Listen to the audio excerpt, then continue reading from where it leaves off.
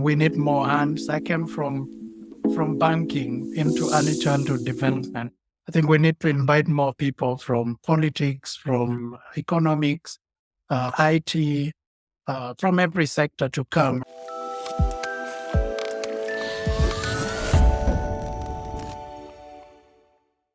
Hi, everyone. Welcome to the Childcare Channel and the Childcare Channel podcast. Our intention is for this to be a space where we come together to elevate the childcare industry through community, inspiration, and innovation that will ultimately serve the healthy development of children.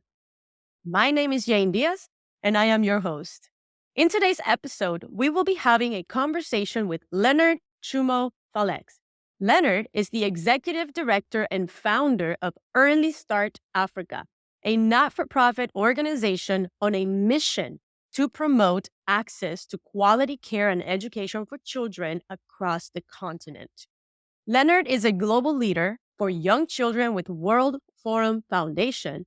He's the regional coordinator for Africa, and he also serves as the outgoing chair for Early Childhood Network for Kenya. He has a background in child development, strategic management, and organizational leadership. He is a husband and the proud father of 2 children, ages 5 and 7, and he presently lives in Nairobi, Kenya. I'm excited to learn from Leonard today, so please help me in welcoming Leonard to the Childcare Channel. Leonard, such a pleasure. How are you doing today? I'm doing very well, Ian. Thank you for hosting me. It's an absolute pleasure to be here. Absolutely. So those of you watching, Leonard and I actually met at a recent World Forum Foundation conference in Panama, right? In Panama City. Is that right, Leonard? Yes. There's a Panama City in Florida. We were actually in the Panama. Yes. So I'm so glad to have you here on the channel. You know, when you were sharing with us with Simon, who is the founder of OneCore and the co-creator and sponsor of the Childcare Channel as well, when you were sharing with us about the work that you've been doing, you know, on your side of the world with Early Start Africa, I said, you know, we need to have Leonard on the channel because people need to learn about, you know, what's going on in other places, right? We are mostly, or we have been mostly speaking with guests who are more familiar with the United States market, but we're definitely wanting to expand worldwide and hear from different perspectives, particularly, Leonard, on how the early childhood education system works. So tell us, first of all, what time is it for you right now? It's 4 minutes to 5 p.m. In Nairobi, Kenya. And it's our winter. But if you're talking to someone from United States, it's no winter at all. That's right. We have hot summers. Hot summer here in Miami right now. So Leonard, tell me, you know what? Let's go right into it and tell me about, or rather, tell us about Early Start Africa. So thank you very much. Early Start Africa is an African founded organization, homegrown, I would say, that focuses on modeling childcare and early childhood development service provision. And we carry out program and services from very early years conception, working with mothers, adolescent mothers, and people who work with pregnant mothers, all the way to when children transition to primary school, which is about age 6, 7, and in some contexts, even age 8 and 9. You must be aware that for some communities, it's a luxury to be in school by age 4 or even age 8. You know, I have been in Uganda in some places where a 15-year-old is just about to start pre-primary school. So we would like to bridge that gap, and most importantly, to model what quality is, what does it cost, can you do quality programs even in context that people are challenged economically, Yet, you have children who need just to be children, regardless of their context. And we have a tagline there for all children, regardless of their context. So that's what we do. We're based out of Nairobi, but have programs across the country and launching into Malawi, Uganda. And our dream in the next 5 years is to move into many other parts of the continent that have greater need. Wow, that's incredible. So tell me a little bit about that process. What does it look like, right? So you're saying you wanted to expand into a new place, right? So can you walk us through? I'm looking at this new place, let's say Malawi, and this is the first step of what I need to do. And then this is what we do after that. Can you tell us a little bit about that? I have been privileged to work in a number of countries in East and Southern Africa. So I've already had an exposure of the need, and it's reflective of many parts of Africa. As I must say that Kenya is privileged to be leading the way in terms of service provision for children, actually, even though we still have a gap. There's about 40 to 45% of children that are not accessing services right now. But if you go to some other countries, those statistics are wanting. And so what we're doing really is to scale what we have been able to do here and, take those to other countries, adapt to them, acknowledging the contextual differences, the government policies on education or care, alignment with government systems, and so on. So what we do, we have designed our organization in a way that it reflects different contexts. Some of our board members come from different parts of the world, and we have someone from Malawi. We have advisors from Ghana, Mozambique, and we designed that in specifically to begin helping us when we're beginning a program in their countries or in their context. How do we do that? Rather than one size fit all, moving one program from one country and putting that into another country. And the best that we desire is if we are invited by either community policymakers or programs that are serving those communities and say, we have this need, can you guys come and bridge that gap? Then we pick up from there, ask for more details on the state of early childhood in those communities. What are the number of children? What's the population? What is the distance between one early childhood care and education center to another? And we begin gathering that information and do costing. If we're setting up an early childhood development and education center, what does it cost? What is the human resource landscape like for early childhood there? What are the policies? Who is authorized to begin a center like that? And how do you engage communities? So it varies from one community to another, but we are fully aware that there is needed in most parts of the continent that would still invite more participants and contributors in the early childhood development sector. Wow, that's fascinating. I'm curious to learn. You've been doing this with Early Start for how many years now? This is actually our second year. You would think we are old, largely because I've been a practitioner in the early childhood development for the last 15 years. But I've worked in a number of other organizations across the region until very recently we began to sense a need to do more and be more accountable and utilize some of the networks that we founded over the years to meet the gaps that still exist. People ask me why another organization. I don't look at it like that. I think it is why another addition to the play field rather than looking at other organization. We need more hands. I came from banking into early childhood development. I think we need to invite more people from politics, from economics, IT, from every sector to come. And we don't look at them as organizations, but we look at them as people who would like to add value to the work for children. And it's so important, right? They're the future generations. They are the ones that are going to inherit the world as we have it. So if we don't give them the tools, right, what can we expect?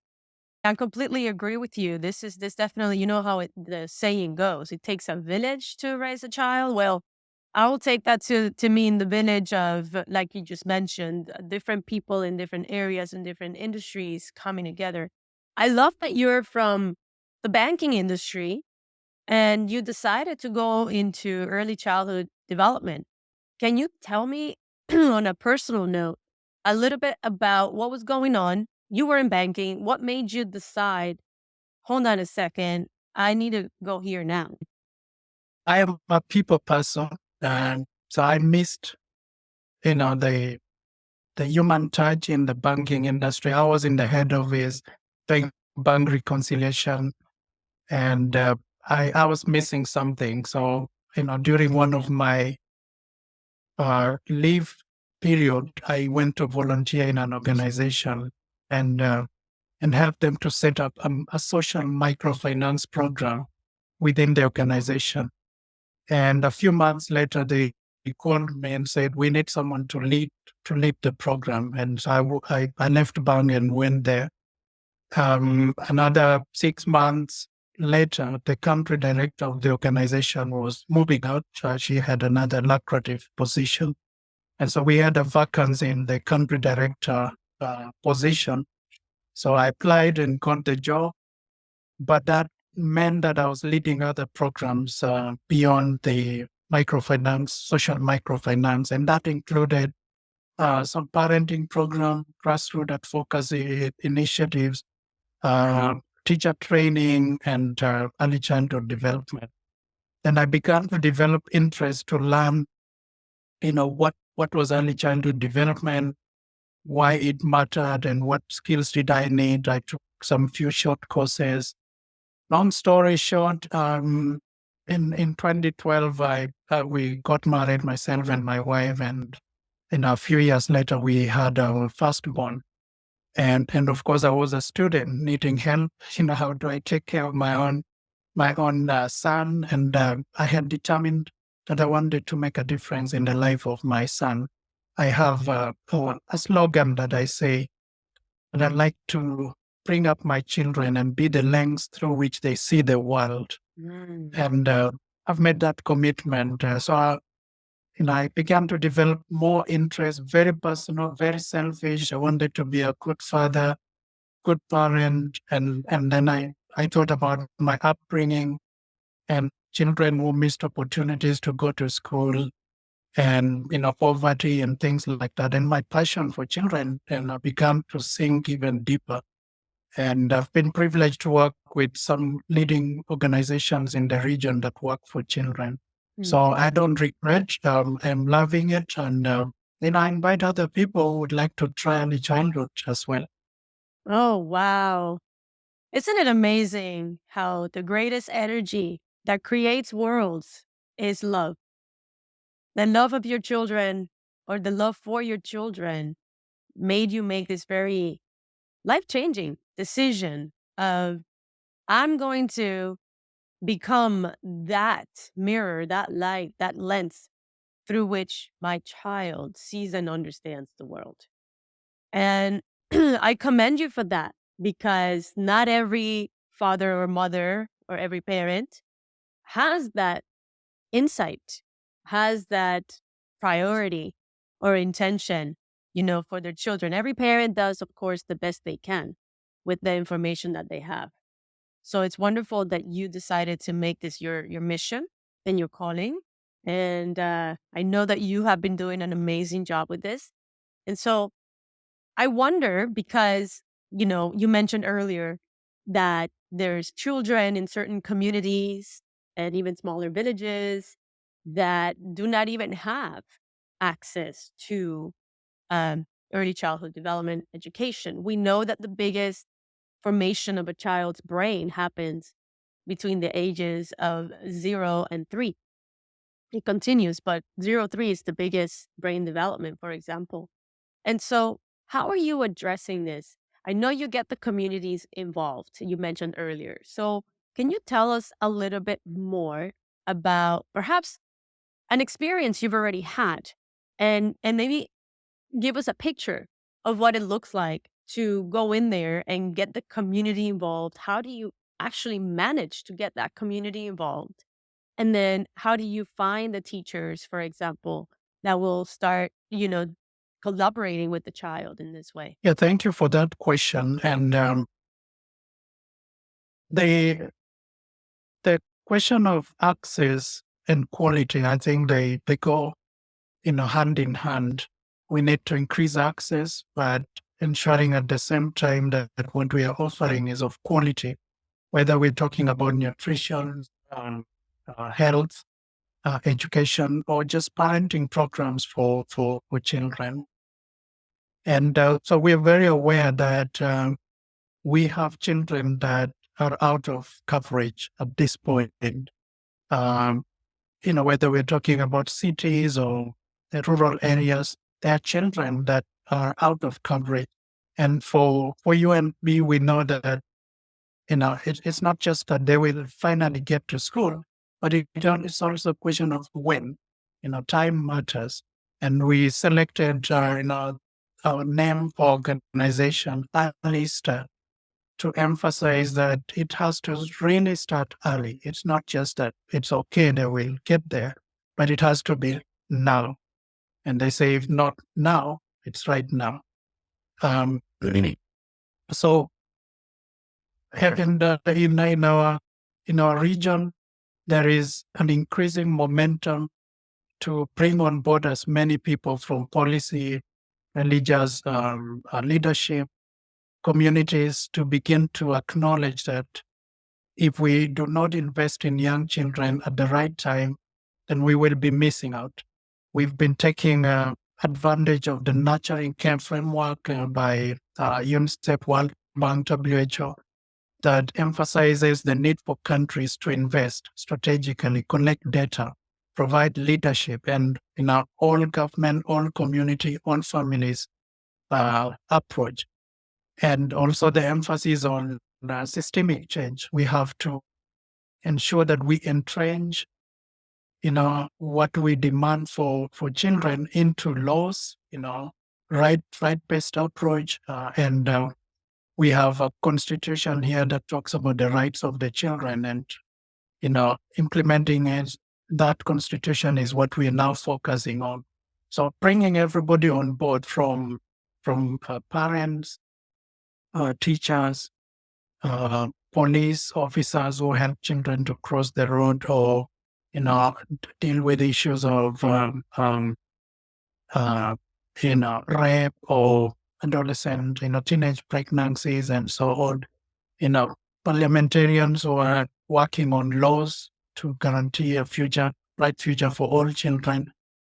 And for us, we're privileged. Our model does not just advocate, but we're also providing practical solutions, even though at this point still in a small scale. And what we're doing now, for example, in a community in Nakuru, Rift Valley of Kenya, and a low-income setting within that neighborhood, we are actually setting an early childhood pre-primary education center that will model what we will define as quality. We will have 15 children in one classroom. And that's not something that you will easily find here. You'll often find 40, 50 children in one classroom with one caregiver or one teacher. And we would like to change that and say, at this cost, you can still provide quality. And we should not lower the standards of quality because this is a poor neighborhood. No, every child matters. And regardless of where they are, we need to ensure that the standards are good. But how do you do that while balancing the issue of access? Which child should you leave out so that you provide quality for a few? So that's where we're now engaging the government, say, we're modeling, we're providing something that is doable. At this cost, you can develop a program within this community. And we need to do more, partner with other like-minded, governments or government agencies, civil society organizations, and communities, and develop programs for children within reach. So that's how we're approaching it. And I have personally been involved in supporting county government to develop acts for children, legislations and regulations for minimum standards. So that's what we would like to entrench into the understand.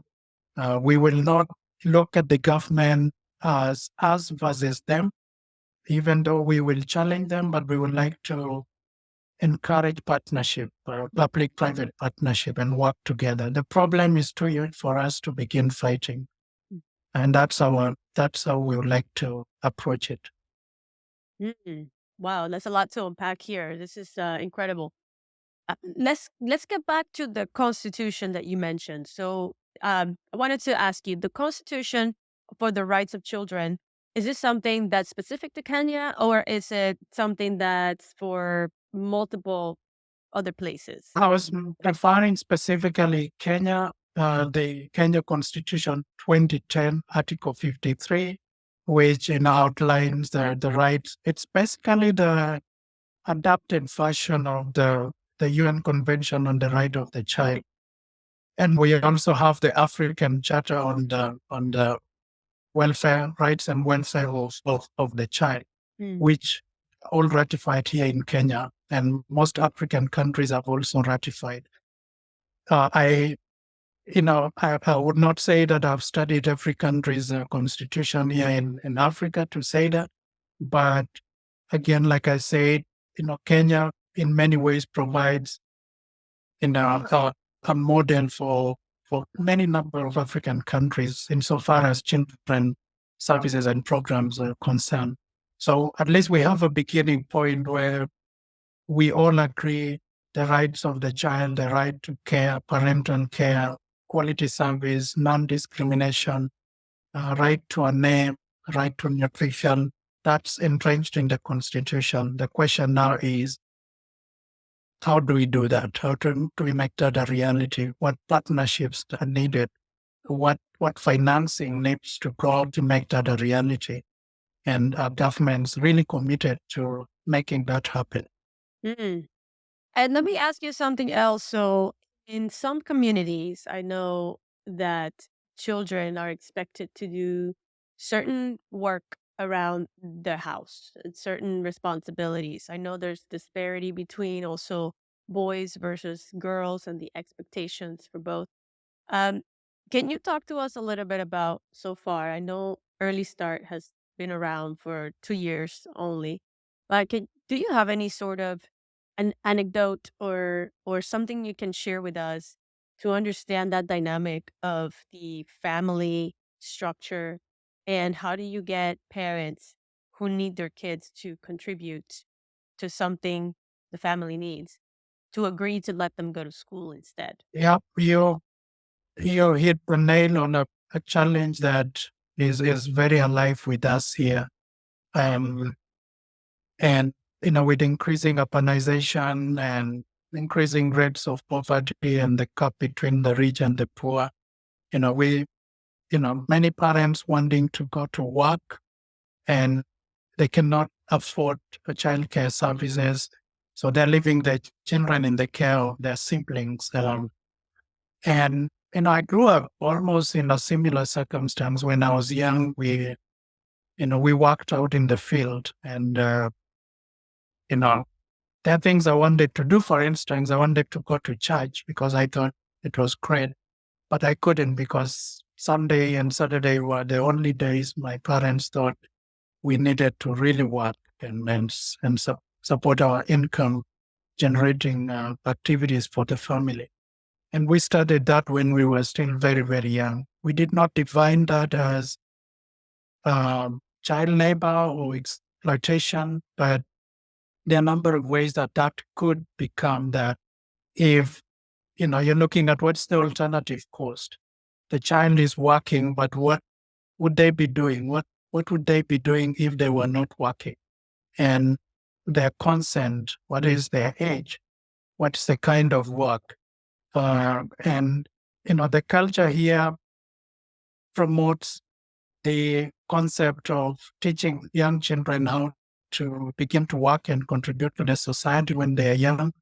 But there's a thin line there of helping them learn and actually using them to, earn a living for the family.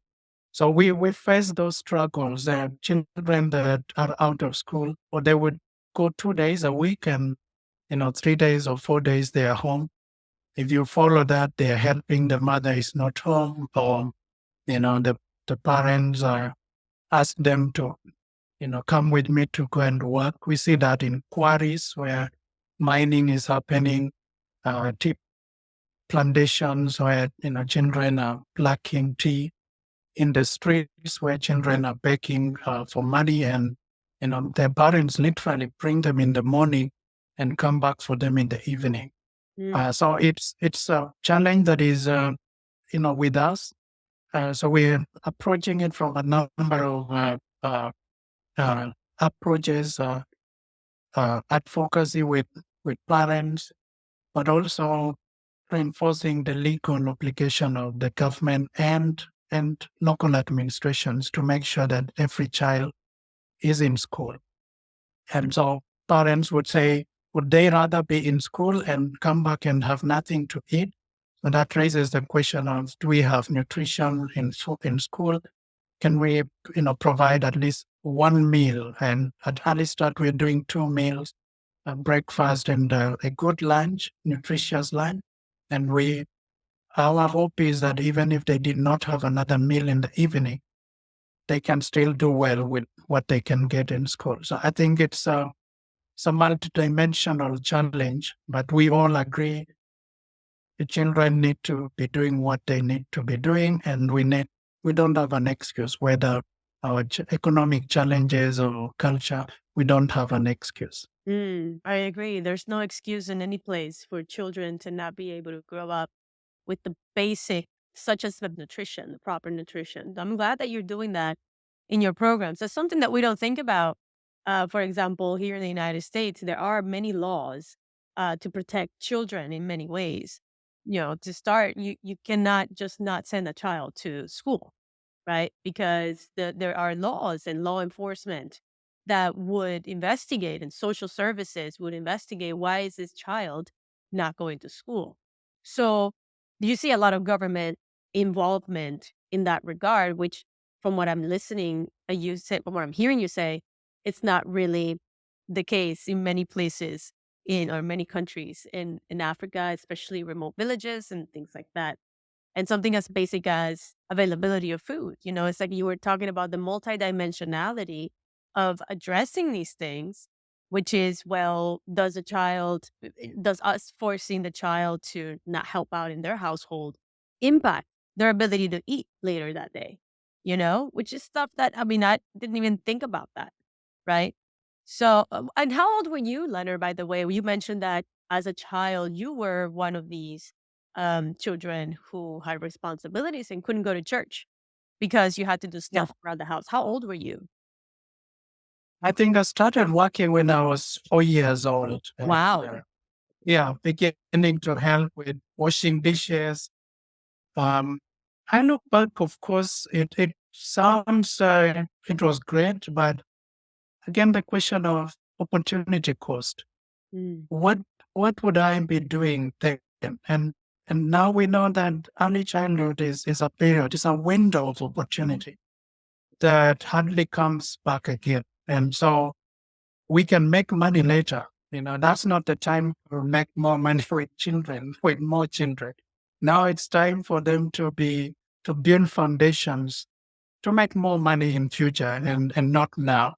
So I was young, and my siblings were even younger, and well, I wish to feel for my parents. Life was tough for them too, and I guess they were trying to do what they needed to do.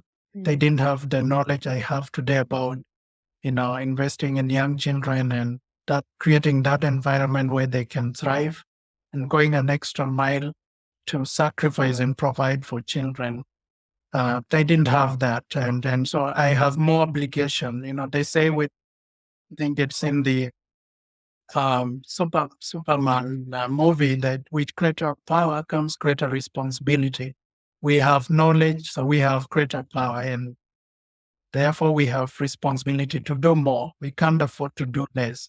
And the past may not look good, but the future looks bright with as many of us speaking and also acting or practicing. And I tell people when I do advocacy or training that I'm talking to you. What can you do today for children? Whether you're a grandparent, a teacher, a mother, a father, anyone, including people who do not have children of their own. We have huge opportunity to make a difference in this world by serving a child today. You can stop on the road and let a child cross. You can smile at a child. We have matatus here, which is public transport system. And often you would find, a mother carrying a baby on their shoulder. And if you're seated behind them, that child is hoping that you would smile at them and make this world better for them. And some people are so poor that they can't afford a smile for a child. So I tell them, make a difference, small ways, but they do count. And I am very optimistic about the future, including the future of Africa.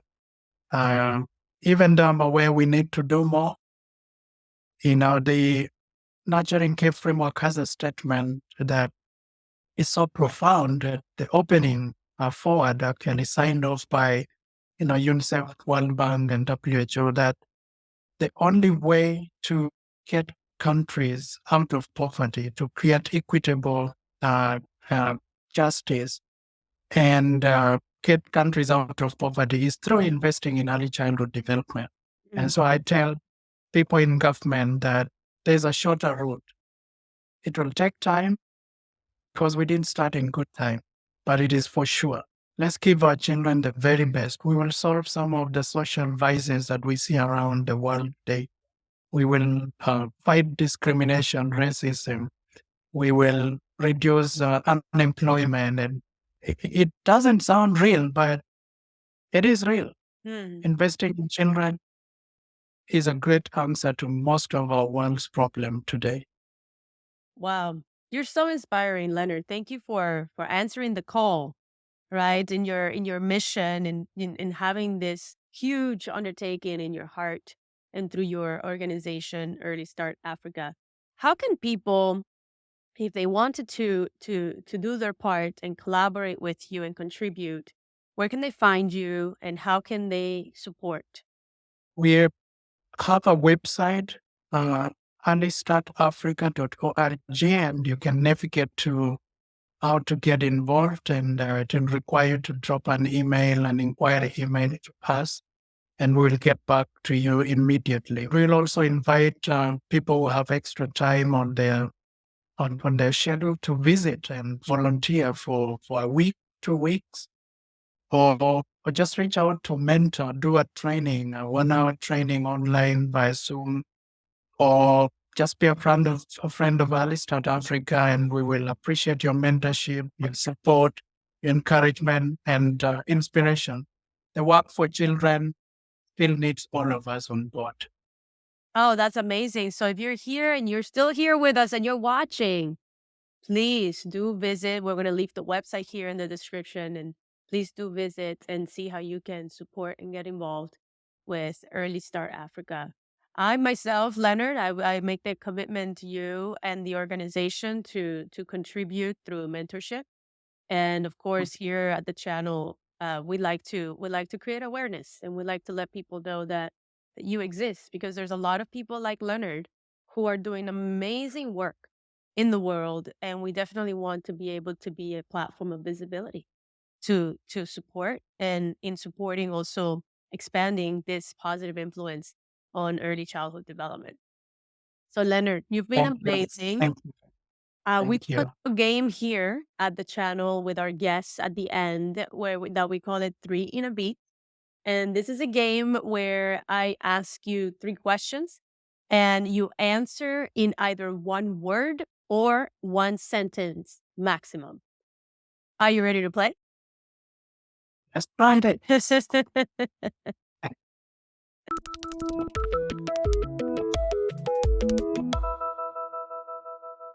All right.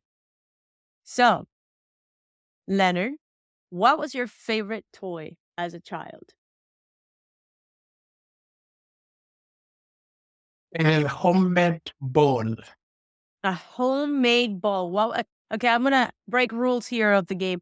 What was this Please do. ball? What was this ball like? Do you remember? And how did you even come Yeah. across it? Yeah. So we would always collect pieces of paper left after eating bread or things like that, and then put it together, mold it, and then tie using a rope. And that was something we enjoyed playing with. Oh my goodness, the things we take for granted in countries where balls are readily available, right? Yeah, I we mean, didn't have the balls you know. yeah, yeah. I'm from Cuba, so very similar to this. You had to kind of be creative and make your own toys as well. So I completely understand that. Okay, great. I know I broke the rules, but it's okay. We'll keep going. Number 2. Leonard, what do you think is the number one skill, just one, that children need in order to succeed in this modern world? Coexistence. Existence? Coexistence. Coexistence. Okay. Okay, great. Excellent. All right. And then question number 3. If you had the opportunity to be featured in a big billboard with a message that will live on for generations to come, what would that message be?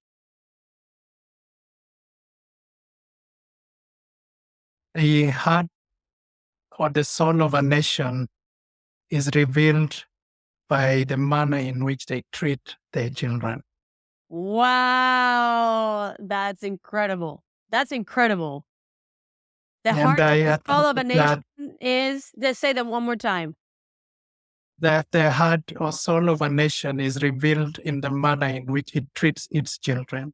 Ooh, And it was attributed to the late former president of South Africa, Nelson Mandela. And Mahatma Gandhi has also said how we treat the vulnerable. The list of this tells so much about who we truly are. mm, mm. I love it. Thank you so much. Really, this has been such a joy to have you here on the channel. And before we say goodbye, Leonard, any last words, anything you want to share? Well, I would like to say thank you to you and Childcare Channel, the work you're doing to spread the word for children and showcase some of the work people like us are doing is an incredible work. So keep it up, and thank you to your listeners. And I guess the reason they listen is they would like to participate in making the world a better place for children. Absolutely. We have the best listeners, that's for sure. So if you've been watching up until now, please do share this video with anyone who also wants to get involved in supporting Early Start Africa or just the general development of children across the world. Leonard, thank you once again. And you watching, we will see you in the next episode.